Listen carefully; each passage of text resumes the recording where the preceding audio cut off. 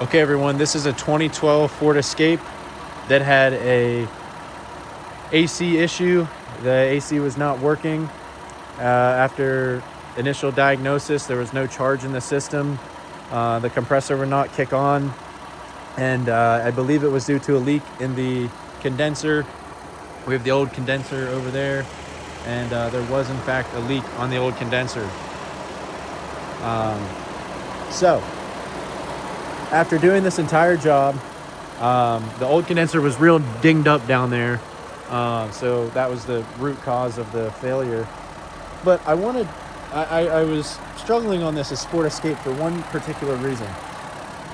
Now, when I went to go, and you can see it's pretty cold here today, so I'm not expecting it to build any crazy high pressure, but you can see our suction side is, it's working properly. Our high side's building pressure, and the low side is also functioning properly. You can see we're right in the green there. It'll register. It's at 40 degrees, and that's about the temperature outside. So I only added 2 bottles that called for, I think, a pound, and we can just go look real quick on the bumper here.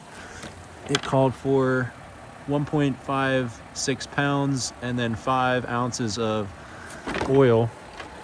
Now, when you're doing this, you want to pour 2.5 ounces of oil into the suction side of the compressor but while you have it out. So let's see here. I don't know where I'll show you real quick.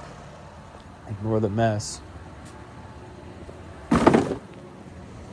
So it'll say on the side right here, S and D. So suction's the low pressure side and discharge is the high pressure side. So when you get your new compressor, you're gonna put about 2.5 ounces in here, spin it over by hand, like grab this, grab the whole thing, spin it over, and then you'll be good, okay? And you're gonna wanna put the other 2.5 into your new receiver dryer right here. Now that's all fine and good. Everything went smooth there. I will say, your thermal expansion valve back here is an absolute pain. The design is not the greatest. I don't want to knock the engineers over at Ford, but when you take out, there's a bolt right there. You can see it. You need a 13 millimeter underneath with an extension. You're going to undo that. And then this low pressure line comes off, and then that high pressure line underneath. Yes, that high pressure line underneath is full liquid. That will come out. They'll both come out, and then you'll have that. There'll be 2 T25 screws that go into that. But that's just an absolute nightmare.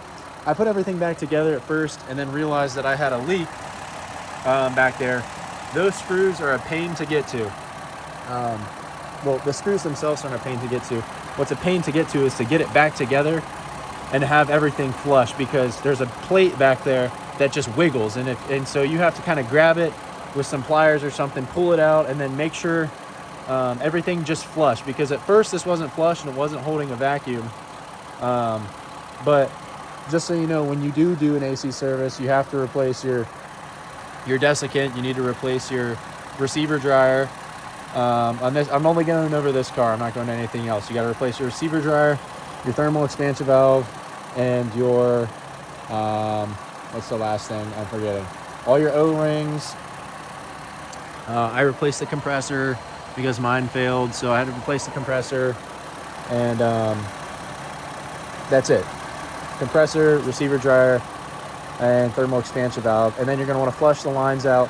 So that was the hard part, number one. But the second thing that killed me was, the problem was the AC button wasn't working. I checked all my voltages. I checked the relay. I checked the, or I should say I checked. I'm still not the best at electrical, but I'm getting better at it. And what I want to say is, when you go to hook up your refrigerant bottle and you open your low side, it's not just it's just not going to take that in for some reason.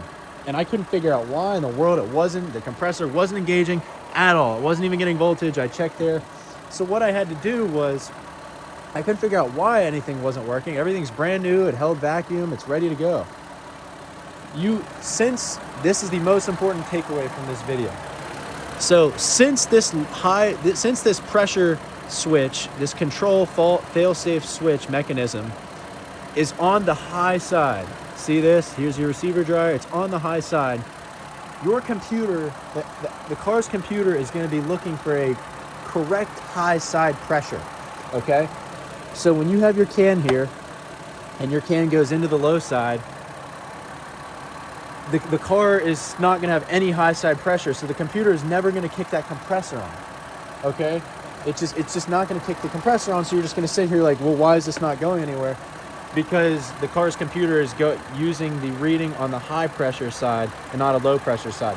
Now, I did a Subaru one time, and I plugged this, did everything right, and I just plugged it in and it started taking it. Well, that's because the pressure switch was on the low pressure side. Okay, that's so incredibly important to understand where your pressure switch is at in your AC system. Because the pressure switch, the fail-safe control mechanism to protect your AC in case there ever is a leak or something fails, because it's on the high side, you have to manually come over here, take the AC clutch relay out, right here, this AC clutch relay, and you need to jump this pin closest to this corner and this pin closest to this corner right there. So they're diagonal. These two you have to jump, and that is what will force your compressor to turn on, and that is what will force it to start building the high pressure side. And that is what you're pretty much telling your car, hey, take this refrigerant so you can start building the high side. That way this pressure switch will start to work properly, because it's just doing its job. It's telling the computer, don't run, we don't have high pressure. So in order to get high pressure, you have to force it, and that was what was the most difficult part of this job. Experienced mechanics roast me, I'm sure they get what I'm saying, and but learning experience. So I hope this helps someone, and until that pressure switch, your AC button in here will not work, and it will not engage the clutch until you have a high side reading that the computer deems is safe for the system. Okay, guys, I hope this helps someone.